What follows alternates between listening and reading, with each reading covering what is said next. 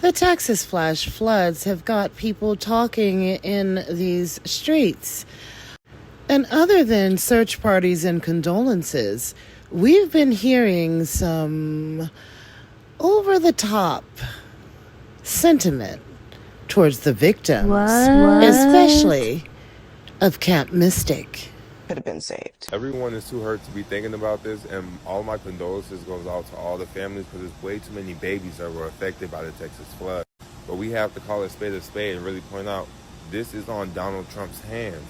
This is all Donald Trump's fault. So a lot of people are piling on, claiming that it is Donald Trump's fault that the rain fell and flooded in Texas.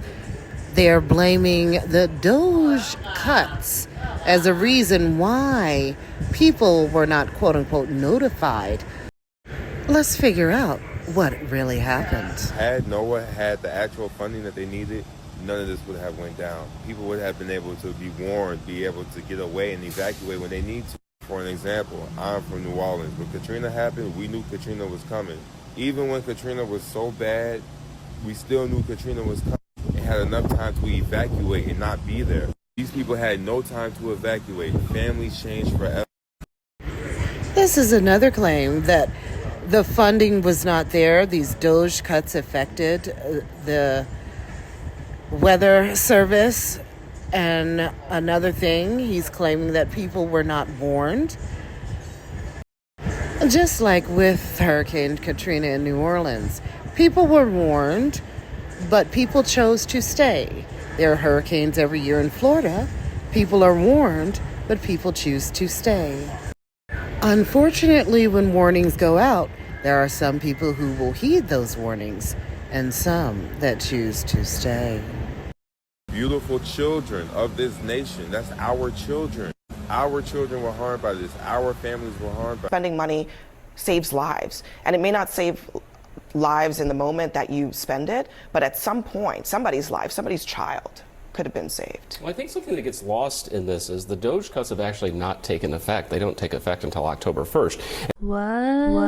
And if you talk to the National Weather Service, they say we had 5 staffers instead of the normal 2 that were on hand. We were giving alerts on Thursday warning about this. You talked to the union head of the National Weather Service staffers and said, yeah, we did every single thing we could possibly do. And you're right, it did go back to the localities, but that's where the money goes, and it's up to a local municipality or town to say, hey, yeah, we can afford this or we can't afford this. They put in for a federal grant, they didn't get it. And I mean, it's a terrible situation, but I do think the National Weather Service followed through on everything that they were supposed to do based off of all the current reporting. Now, it seems like the National Weather Service was saying that people were warned, and the DOJ cuts don't take effect until later on. So the people that are spreading false information that the DOJ cuts affected whether people were warned and how people were able to respond to this flooding event, it doesn't seem to be adding up. It seems like people were warned. Unfortunately, they chose to stay. And that's right. I think on Thursday night, they did send out the notices Yeah. On it. But what happened on the ground, that's something different. But you're right about that, about the notices going out on Thursday on that. Look, I sit on appropriations, and one of the committees I sit on is Homeland Security, which has FEMA. So I've been dealing with FEMA. President Trump is right about one thing, and that is there is a bureaucracy to FEMA. There is a bureaucracy. So I'm one of those. My philosophy is, do we need to streamline? Do we need to reform FEMA? Absolutely. But there are certain times in our country where there's a situation that the federal government has to come in and coordinate, and FEMA can do that only if they get reformed, only if they get streamlined, because it has become bureaucratic. I can tell you that because I sit on that committee, and there's been times where we were trying to get some things and it was just bouncing from one place to the other place. So streamline it, reforming it. I agree with President Trump and with you also, Brian. Yeah, I mean, look, I think most people who are on the receiving end of disaster relief can tell you it's nothing but bureaucracy sometimes. But the question is, should the agency exist? Yes. I think that's the question that Well, the the Trump function should administration, the Trump administration has put that on the table. Well, the so that's function why should we exist. are It doesn't have having to a exist in the conversation. shell that is the current agency. There will be a federal role for disaster, but sometimes agencies are so rotten you have to start over. All right. So the main takeaways is that people were warned, and some people unfortunately chose to stay. Also, the DOJ cuts that would affect this was not in place, and they were properly staffed. In fact, they had more than enough staff.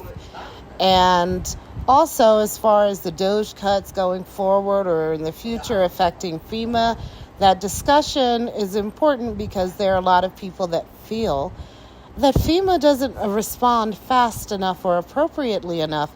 And as the Democratic representative from Texas, who's a congressperson, said, there's a lot of bureaucracy when these disasters happen where it's like the paperwork bounces from one to the next to the next. You got to fill out all these different things, and the states are not getting the relief fast enough.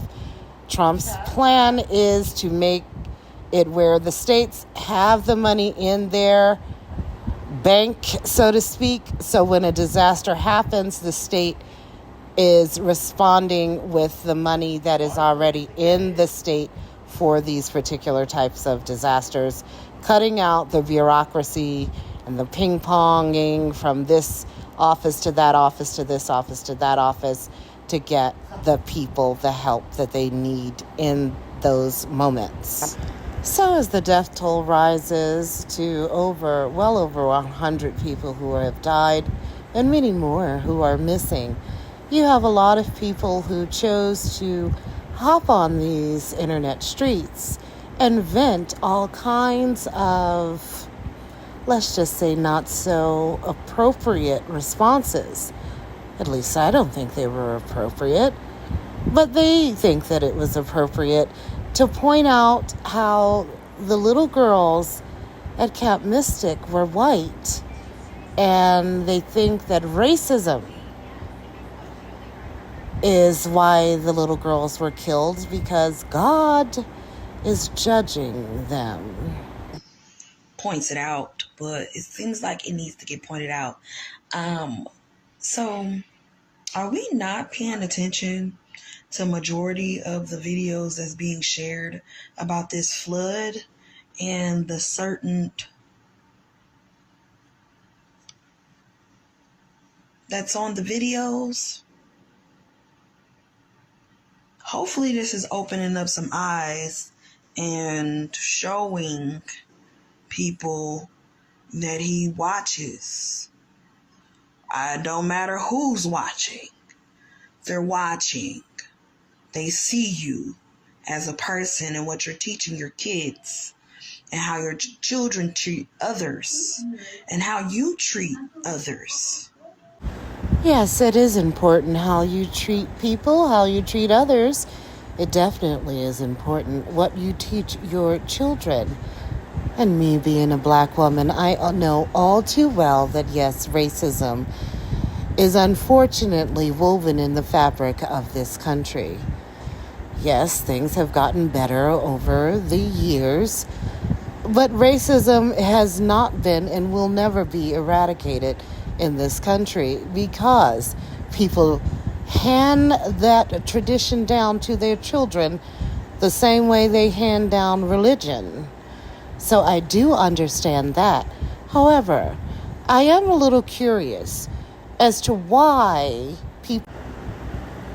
people think that it's an appropriate time to bring up racist issues and racism when we're talking about a natural disaster where a lot of people lost their lives.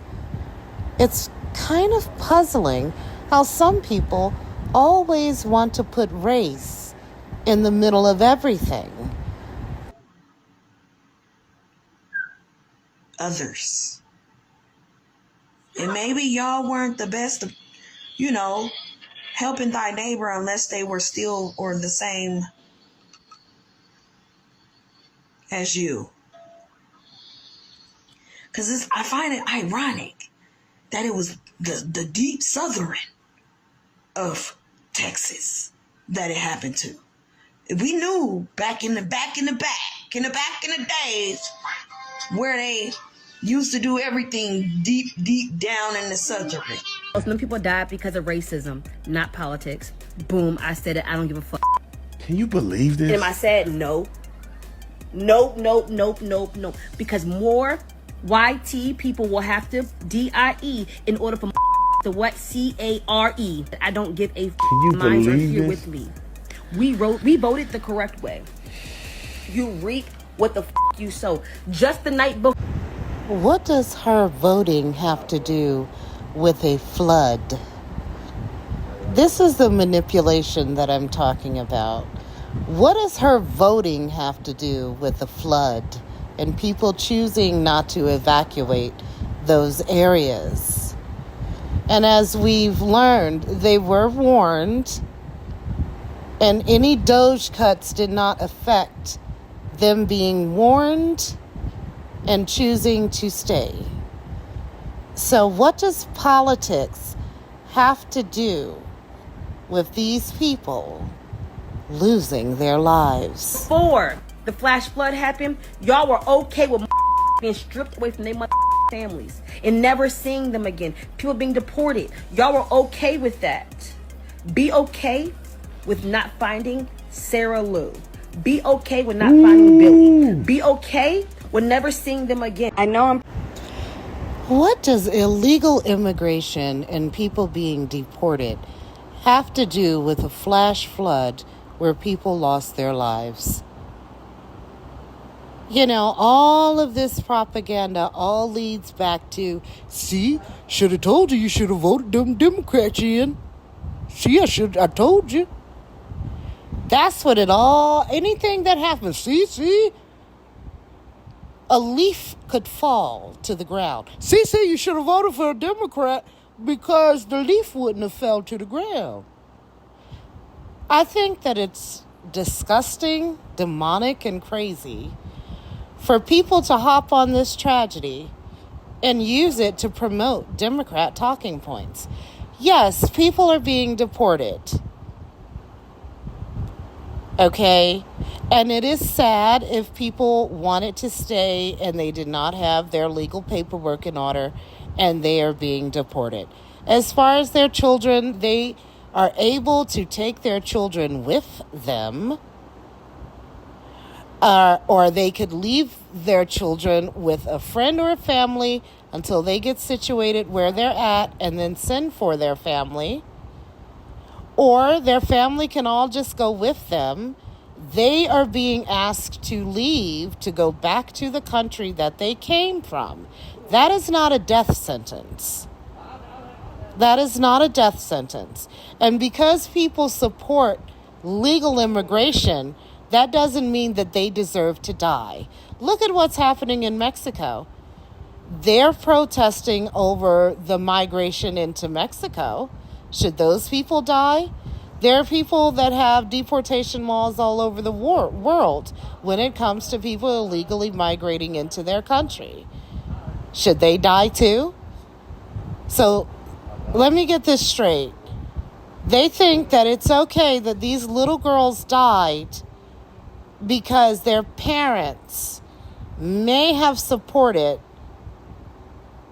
Donald Trump instead of Kamala Harris in the last election. Okay, I see where this is probably going to get canceled for this, but Camp Mystic is a whites-only girls' Christian camp. They don't even have a token Asian. They don't have a token black person. It is a all-white, white-only, conservative Christian camp. If you ain't white, you ain't right, you ain't getting in, you ain't going, period. And I think that context needs to be said in this matter. It's not to say that we don't want the girls to be found, whatever girls that are missing or whatever right now, but you best believe, especially in today's political climate, if this were a group of Hispanic girls, especially with them being in East Texas, it should be most likely Hispanic. If this were a group of Hispanic girls out there, this would not be getting this type of coverage that they're getting. No one would give a fuck. And You have a lot of these people who are obsessed with race that have very low self-esteem. First of all, there was a camp that was about 30 minutes away, from my understanding, that had black children. They chose to evacuate, and they all were safe. This particular camp chose not to evacuate, and unfortunately, they paid a consequence. Those little girls had nothing to do with what happened to them, and they have nothing to do with whether someone is being deported or not deported or whatever. So I think it's very insensitive. And another point I want to make is there are organizations, camps, groups that's all Hispanic. They speak Spanish, and unless you're speaking Spanish and Hispanic, you are not going to be going to that camp or going to that group. There was an all-black camp, not saying that it's labeled as blacks only, but it was a black a camp that had blacks, and there were no whites in it. And my thing is, just because a group of white people get together, that doesn't mean that there has to be a black person in there, or there has to be a Hispanic, or there has to be an Asian person in there. People need to be able to gather organically based on their commonalities and interests and things like that. If I have an organization and I'm trying to teach inner city black youth or something like that, yeah, a white person can come to it if they want. I wouldn't discriminate. But if it happens to be all black, there's nothing wrong with that either. So there's this need to think that black people need to be in every space that a white person have, and every gathering a white person has. And a white person needs to be in every space a black person have, and every gathering that a black person has. That's unrealistic. We don't always need to nuzzle up out under them, everything they do, every group they have, everywhere they go. We got to squeeze ourselves up in there just so we can be next to these white people. If they have a camp and it turns out to be where it is all whites in there, I personally would not send my child to a camp where it's not enough diversity, because I would not feel comfortable. So, this person who is commenting about it being all white and all of the horrible things that she says, her name is Sade, I forget her last name, but I think it was very inappropriate what she had to say. But let's hear what else she had to say, and we're going to follow up with her responding to the incredible backlash she has for calling these little girls the C word, C-N-T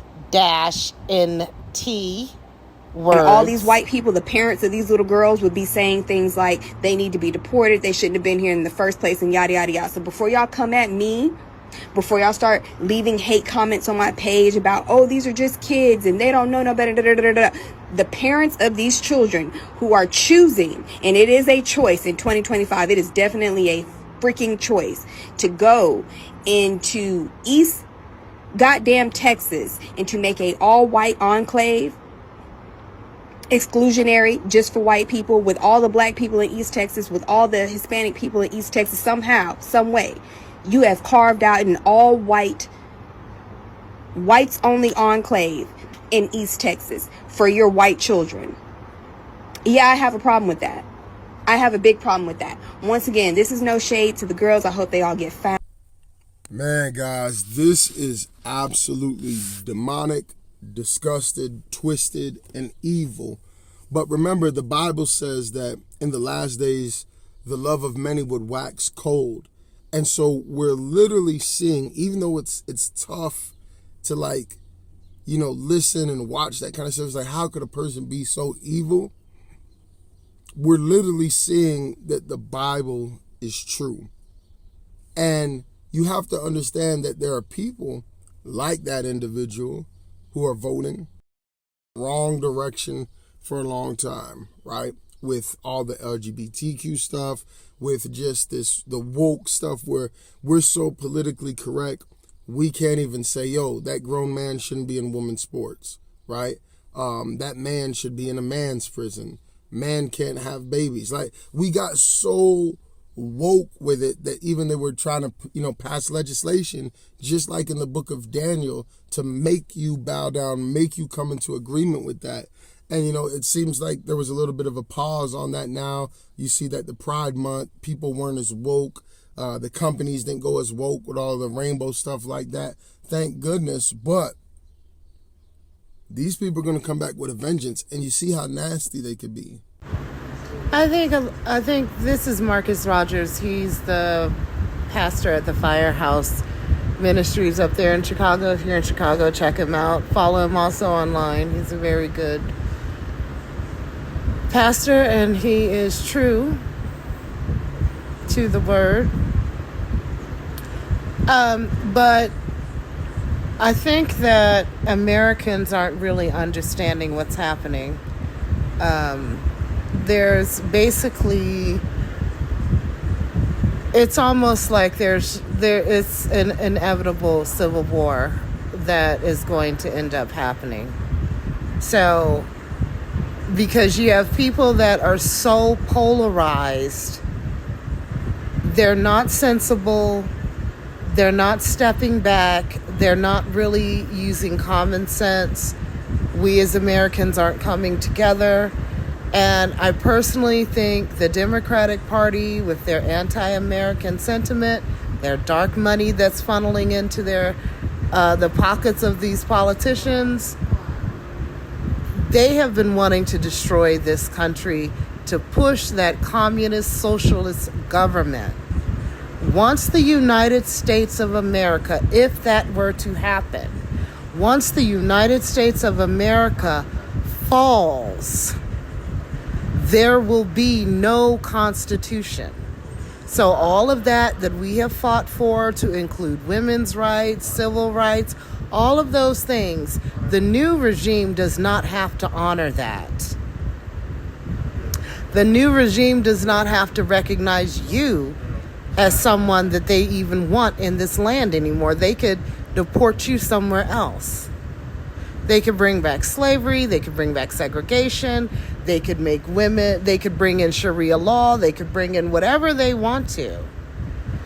So Americans need to stop attacking one another. We are a country. United we stand, divided we will be conquered, and we will fall.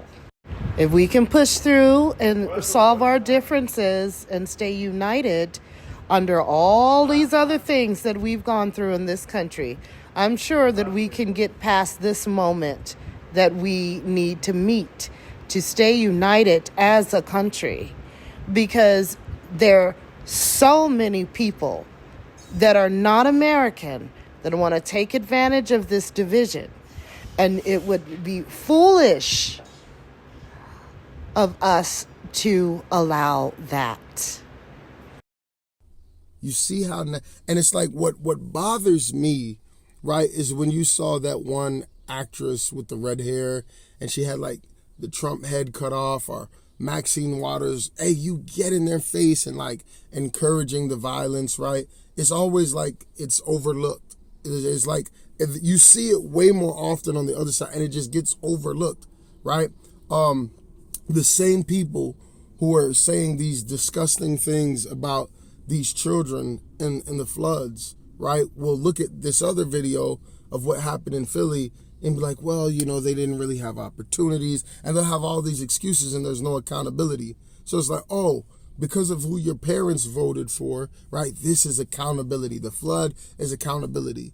But these mass shootings, right, in the hood, right, oh, well, and you see the guns, they got, they put liquor stores in the hood, and they want us to, there's no accountability. Same thing with, abortions, right? Oh, well, it's a woman's right to choose, and they always use the extreme case to try to justify it, but there's no accountability for just running around sleeping with whoever. It's absolutely crazy but now they want accountability. The same people, right, who will take the Bible and try to say, look, you know, Jesus was an immigrant. We should let the immigrants in. And they ignore all the verses. Like, they ignore that even heaven has walls, that the Bible warns that a city without walls, you know, will be destroyed. Like, it's a wisdom perspective. They ignore the truth that Mexico and all these other places, you know, they have a process of letting people in and out and have fences and have walls. They ignore all that, but then they'll use the Bible for that, right? But won't use the Bible when it comes to abortion. It's delusional, but it's exactly what the Bible warns about. And I want to remind everyone, this is an area of our country, in Hill Country up to Texas, that is known as Flash Flood Alley. They also, going into this, had severe to exceptional drought.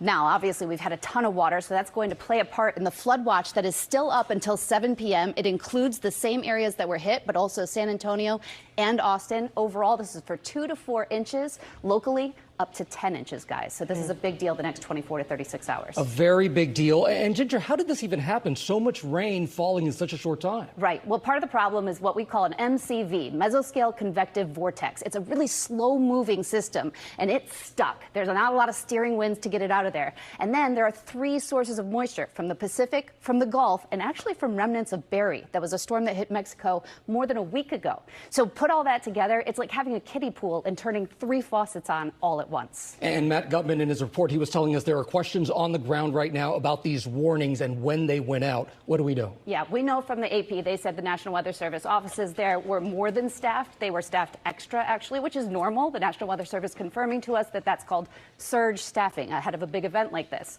The warnings went out, starting with the flood watch at 1:18 p.m. the day before. So that's the day before into the evening of. The WPC puts out this saying 3-inch per hour rainfall rates. They're saying this is going to be bad. Again, 6 p.m. the night before. By midnight, that heavy rain begins. And then at 1:14 a.m., the first flash flood warning goes out. That's the type that goes out on the NOAA weather radio. That's the type that would fly onto your phone. And it had a considerable tag, meaning this is bigger than your run-of-the-mill flood warning. Then the river starts rising, and by 3:35 a.m., that wording is upped. It says, move to higher ground now, act quickly to protect your life. I have to say, just to button here, that having a NOAA weather radio would be very important for everybody, because I think a lot of people are scared, thinking, what's going to happen if I go out camping?